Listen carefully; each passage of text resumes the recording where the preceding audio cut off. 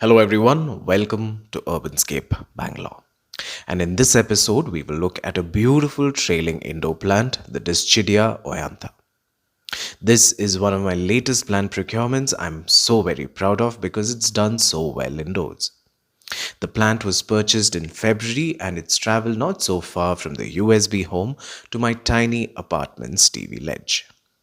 So in this episode, we will look at some plant characteristics and its overall care indoors. This plant is epiphytic, which means that they grow on treetops and they are native to the Philippines and most parts of Southeast Asia. They are characterized by these oval leaves that look similar to the string of nickels, which has a more circular leaf. These can either climb up a support or trail down, like in my case. You can use a bark or a moss stick to help this climb if that's your preference.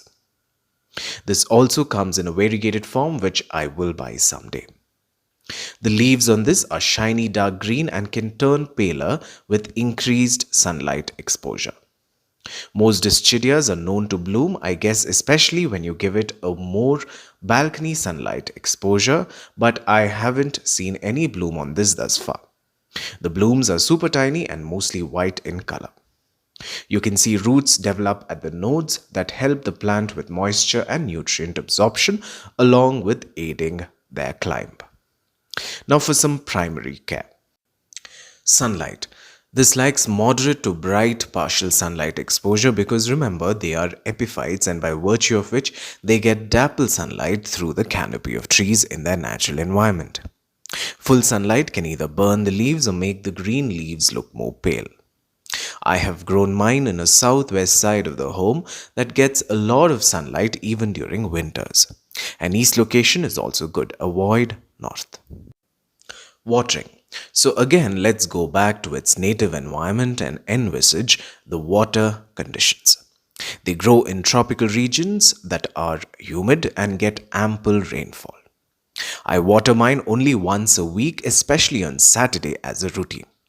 You can pick that up too. When kept outdoors in a balcony or a terrace, you can water them every day depending on the soil wetness. Overwatering is to be avoided at any cost. They are susceptible to root rot. Humidity. You can miss the plant once a week when you're watering it. These are great bathroom plants and do much better with all the water vapor caressing their leaves. Soil mix or potting mix.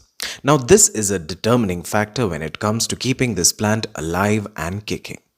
It's always better to use a well-draining mix and I've started using the simple concoction of cocoa bark and compost. So you can use a measure of 3 handful cocoa bark with 1 handful compost. Mix it well and then add the plant.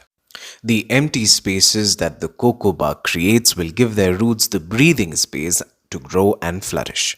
Avoid using clay garden soil. Fertilizer. Not a very heavy feeder this one is, but you can use compost maybe once in 4 months or drizzle or spray seaweed solution mixed in water.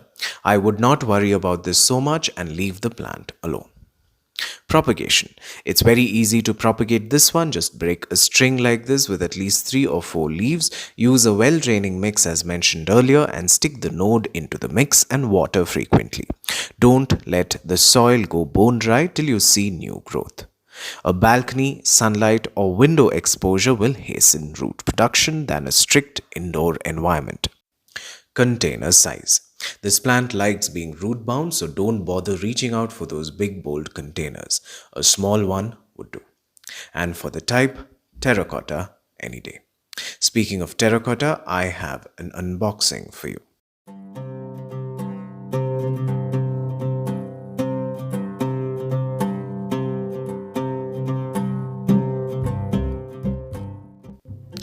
And with this, we've come to the end of yet another episode of Urbanscape Bangalore, and I really hope you enjoyed this particular program. Additionally, you can follow me on Instagram and Facebook. The links are given below. And always remember, to grow slow is to grow well. Thank you for watching, and until we meet again, a very warm goodbye.